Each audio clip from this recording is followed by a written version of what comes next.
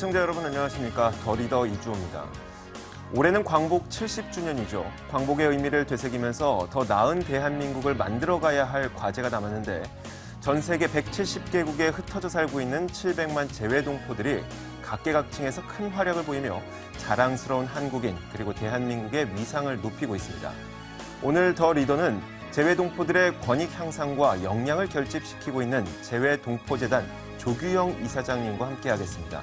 한인 리더의 육성, 한상을 주축으로 한 글로벌 비즈니스 활성화 등 이 재외동포재단의 활약과 비전에 대해서 이야기 나눠보겠습니다.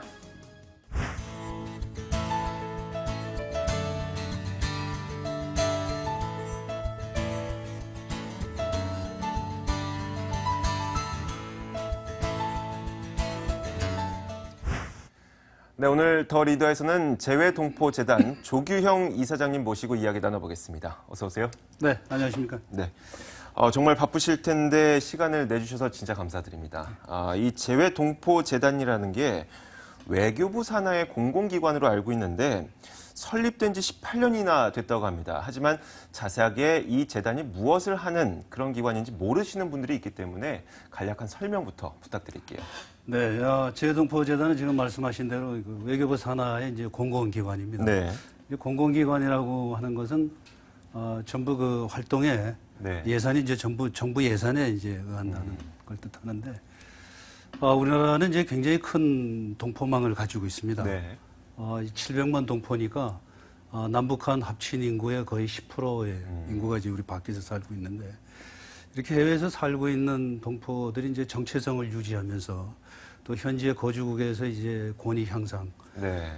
기하고 또 나아가서 이제 우리 한국과의 관계를 가짐으로써 서로가 상생하는 네. 그래서 이제 나아가서 이 전 세계적으로 한민족 공동체를 만드는 데 필요한 어떤 시스템과 인프라를 구축하는 그러한 일을 하는 것이 우리 재외동포재단이라고 말씀드릴 수가 있습니다. 네, 이 조규영 이사장님은 이 재외동포재단의 이사장으로 된 지 2년이 넘었다고 들었습니다. 재외동포재단에서 어떤 일들을 좀 역점적으로 추진하고 계셨는지 듣고 싶은데요.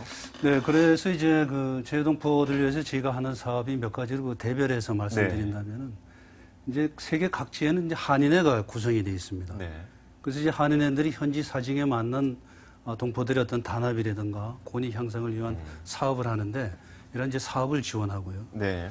그다음에 이제 중요한 것이 차세대들에 대한 우리 한글 교육입니다. 그렇죠. 그래서 이제 각종 교육 사업을 하고 또 하나는 이제 차세대들이 배출하는 그 리더들 네. 이제 네트워크를 쌓고 이들이 한국에 대해서 관심을 갖게 하고 한국을 경험하게 하는 이런 그 초청 사업도 이제 저희가 굉장히 중요하게 여기었고요. 또 하나는 이제 우리 많은 그 한상들이 기업인들이 이제 네. 세계적으로 활동하고 있는데 이분들 간에 이제 서로의 그 네트워크 또 한국 경제인들과의 어떤 그 관계 또 비즈니스 기회를 창출하는데 거기에 이제 필요한 활동을 저희가 지원하고 있고요. 또 하나는 이제 오늘날 이 글로벌 시대에서 이제 사이버상의 교류도 이제 굉장히 중요합니다. 그래서 저희가 글로벌 코리안 네트워크, GKN 사업이라 해서 어떤 그 사이버상에서 재외동포들과 우리 국민들 간이 각 분야에서 필요한 사람들끼리 서로 접촉하고 정보를 서로 교환하고 교류하는 이런 그 사이버상의 어떤 그 활동을 이제 저희가 또 창출해 나가고 있고요.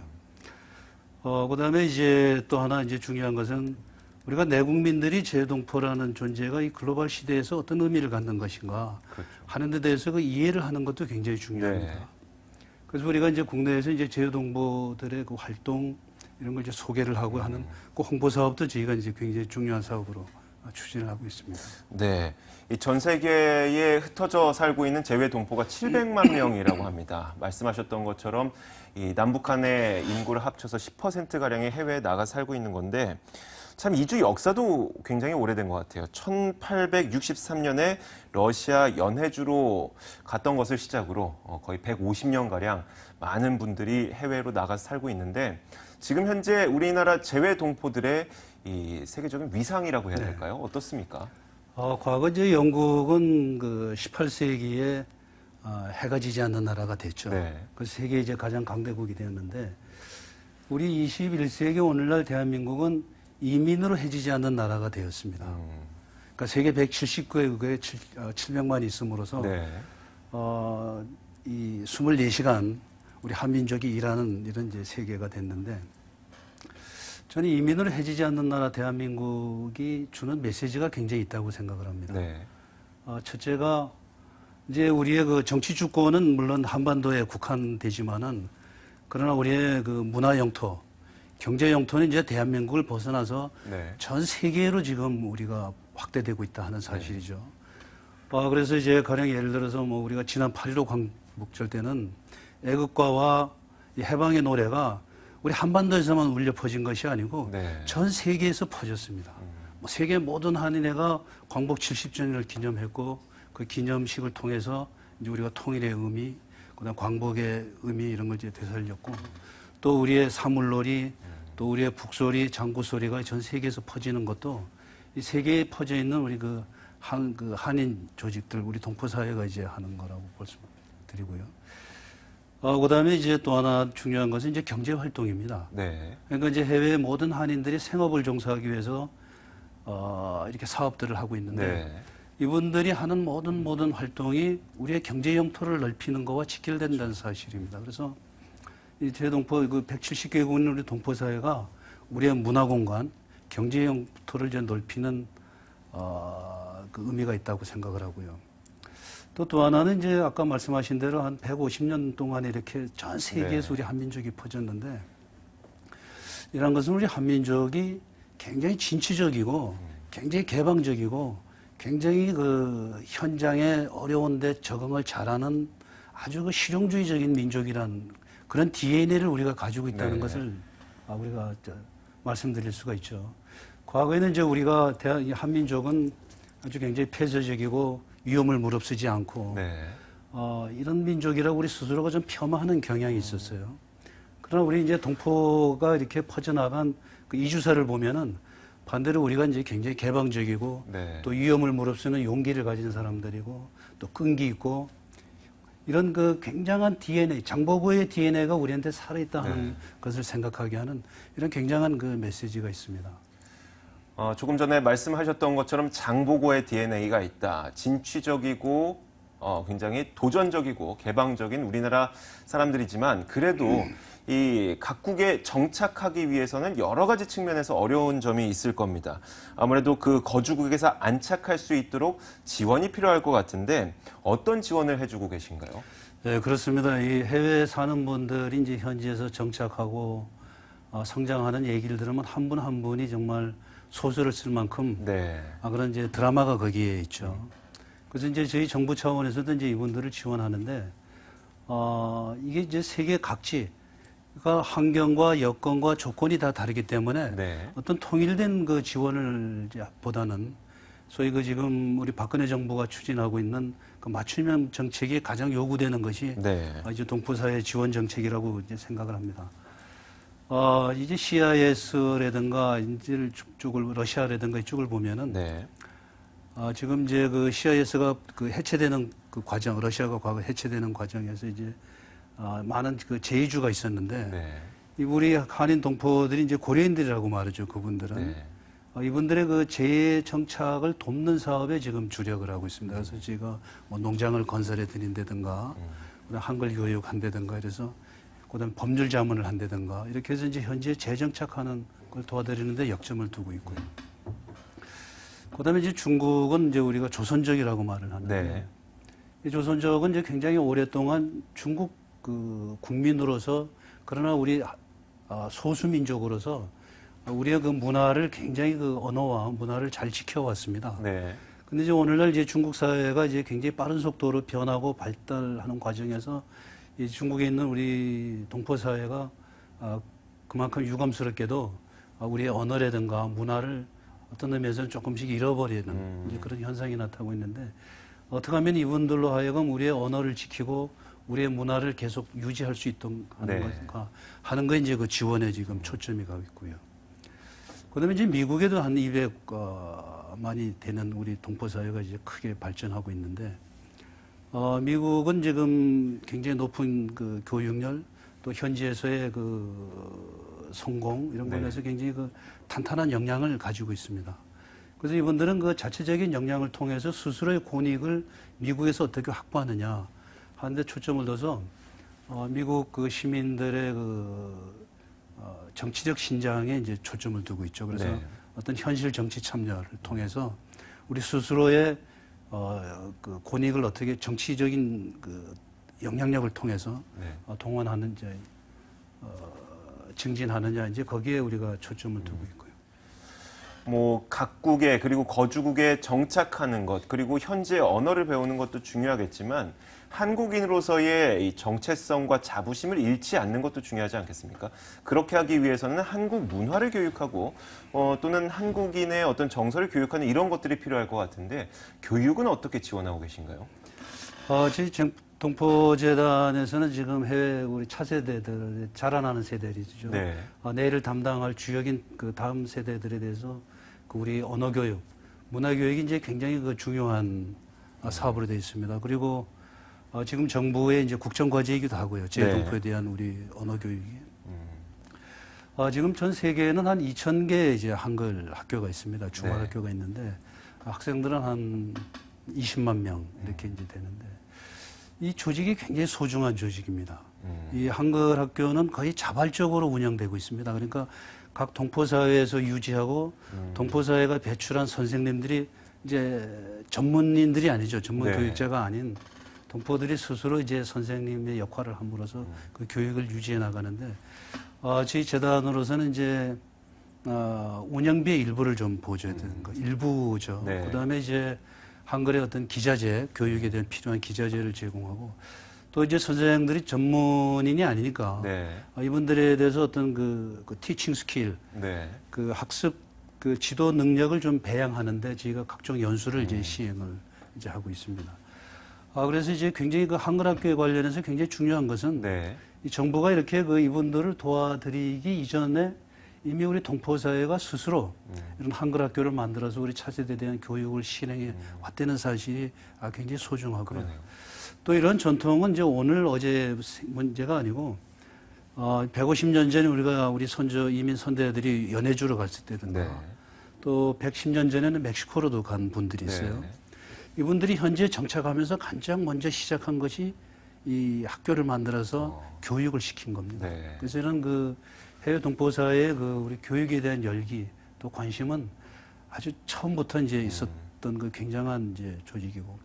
근데 이제 오늘날 와서 이 글로벌 시대에 이 해외에서 자란 인재들이 이제 현지의 문화도 익숙하고 현지의 네. 언어도 능통한 사람들이 우리 한국말까지 익힌다는 것은 굉장히 중요한 의미가 있습니다. 앞으로 우리가 이제 경제적으로 이렇게 국제적으로 더 나가기 위해서는 네. 세계적으로 많은 인재들이 필요한데 우리말을 아주 능통하게 하고 현지 사정이 아주 밝은 이런 동포사의 그 인재들이 굉장히 저는 큰 역할을 할 수 있다고 그렇죠. 생각하고 또 이것이 어떤 의미에서 이제 창조 경제에 굉장히 그 시너지 효과를 낼 수 있다고도 생각합니다. 네. 그래서 이제 교육이 이제 굉장히 중요하고요.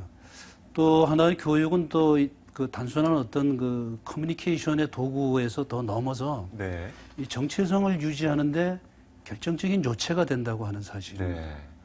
그래서 이제 그 외국에 한 그 언어학자가 이제 말한 것을 보면은 어떤 소수민족이 이제 언어를 지키고 있다는 것은 마치 그 감옥에 있는 죄수가 열쇠를 가지고 있는 것과 마찬가지라서 언제든지 그 밖으로 나갈 수 있는 자유를 가지고 있다는 것과 마찬가지라 그랬는데 그래서 이렇게 그 우리가 언어를 지킨다는 것은 우리의 민족 정체성을 지킨다는 것과 직결되기 때문에 굉장히 또 중요한 사업이라고 할 수 있습니다. 또 거기 나아가서 그 언어를 통해서 우리의 문화를 경험하고 우리의 역사를 배운다는 것은 이 사람들이 그 한민족의 그 뿌리 의식을 가지고서 네. 아주 건강하게 현지에서 소수민족으로 사는데 굉장히 중요하다고 생각을 합니다. 네.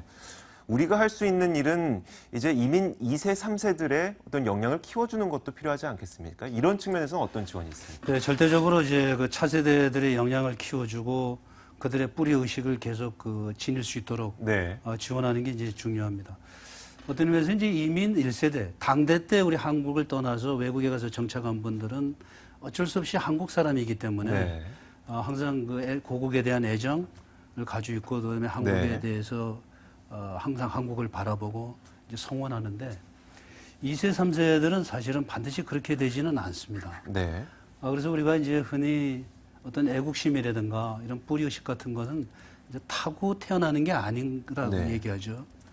그래서 어떻게 그 씨가 이제 조그만하게 있다면은 이걸 잘 길러주는 게 중요한데 그것은 결국 경험을 통해서 이제 애국심이나 자기 뿌리 의식이 이제 네.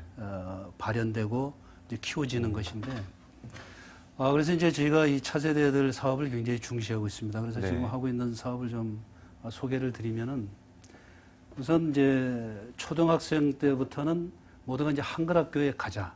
그래서 토야학교에서 일주일에 한 번씩이라도 네. 우리 글을 배우고 우리 역사를 배우고 우리의 문화를 익히는 이제 그런 과정을 거치고 그다음에 이 학생들이 이제 중고등학교가 되면은 적어도 한국에 한 일주일 정도는 와서 한국의 각지를 들러보고 한국의 같은 또래들하고 어울리고 한국의 많은 것들을 경험함으로써 자기가 한국인인 뿌림을 자랑스럽게 여길 수 있는 네. 이런 그 계기를 갖도록 이제 해서 그 청소년들의 그 모국 방문 사업을 이제 하고 있고요. 네.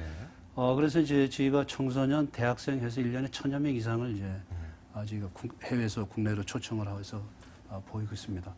또 물론 이제 학생들은 우리 DMZ도 방문해서 이 분단된 조국의 현실도 좀 네. 이제 경험하게 하고요.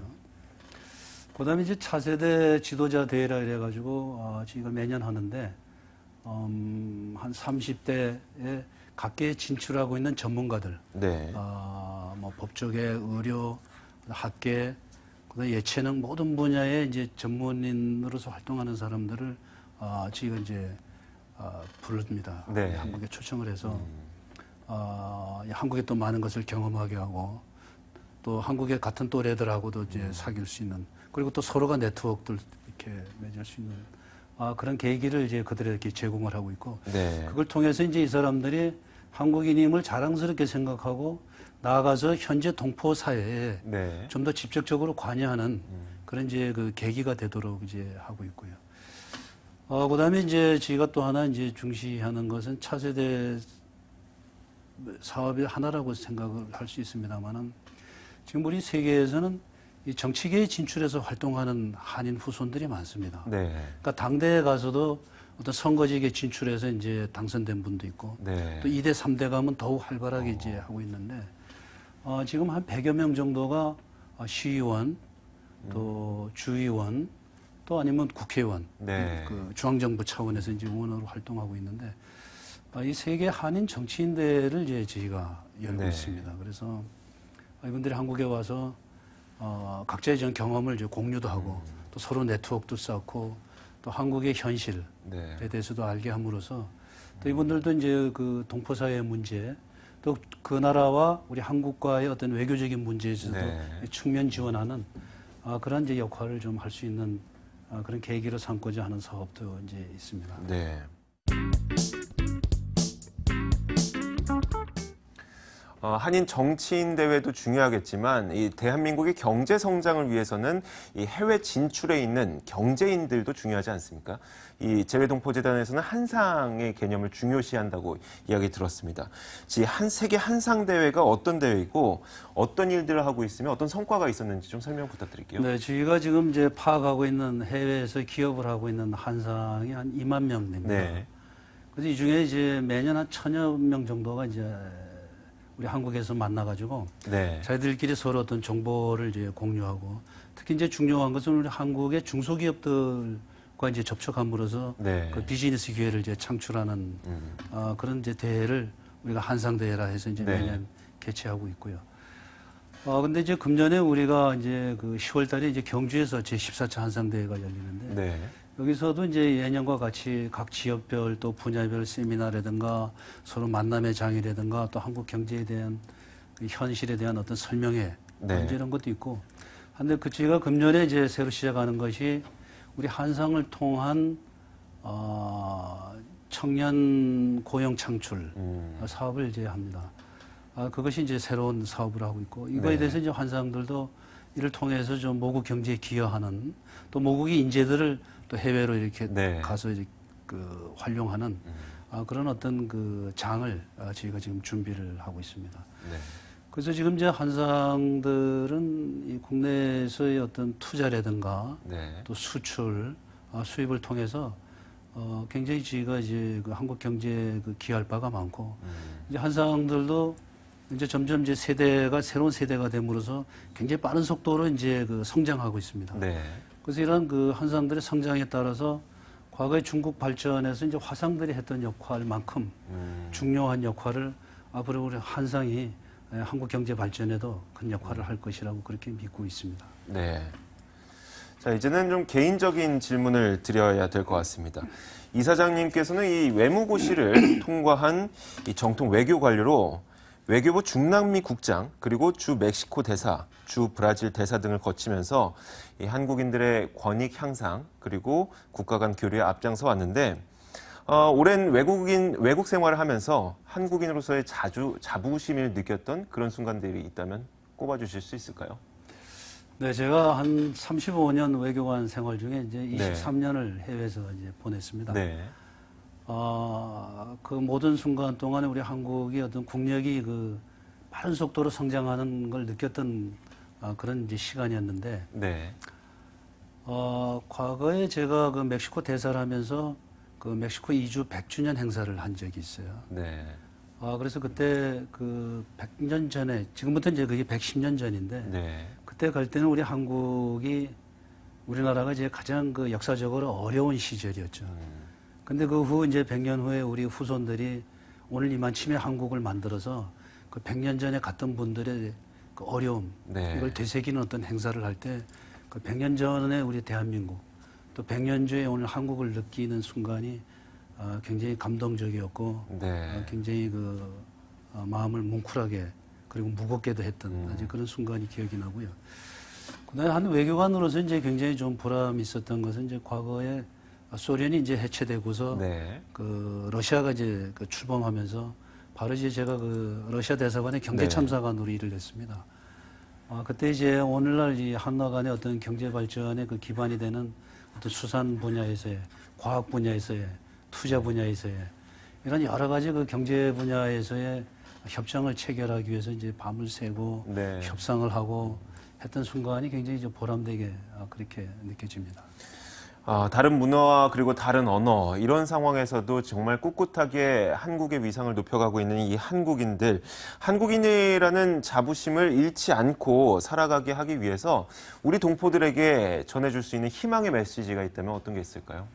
네, 저희 동포 여러분, 지금 이제 여러분들이 해외에서 굉장히 그 어려움을 겪고 고생을 하면서도, 그러나 오늘날 같은 이렇게 그 자리를 잡기 위해서는 대한민국에 대한 자긍심, 한민족이라고 하는 뿌리의식, 이런 것이 굉장히 작용을 했다고 생각합니다. 그래서 그렇게 작용하기 위해서는 한국이 굉장히 자랑스러운 나라가 돼야 되는데, 정말 다행히도 이 애국가에 나온 대로 하나님이 보호와서 네. 오늘 우리 제동포들이 굉장히 자랑스럽게 여기는 대한민국이 되었습니다. 그래서 이런 대한민국을 믿고 의존하고 또 대한민국의 애정을 가지면서 네. 생업에 종사할 때 우리 대한민국과 또 해외 동포사회가 상부상조하는 그런 호혜적인 아주 건강한 관계가 발전됐을 수 있으리라고 믿습니다. 네.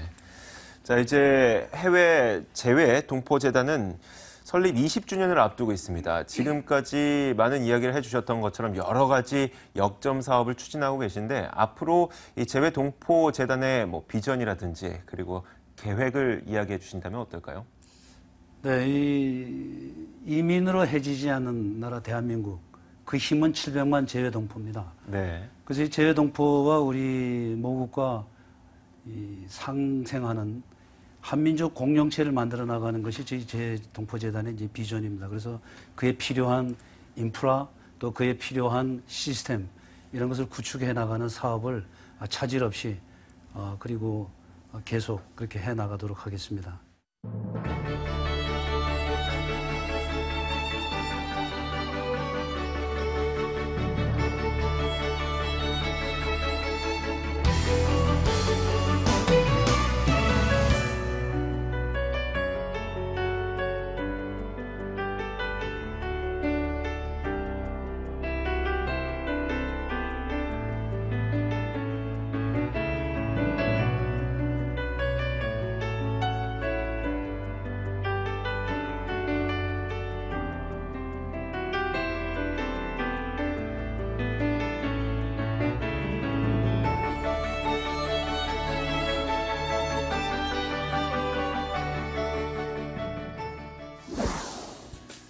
전 세계에 흩어져 살고 있지만 한국인이라는 자부심을 갖고 각국에서 맹활약을 펼치고 있는 재외동포들, 대한민국의 큰 경쟁력이 아닐까 싶은데요.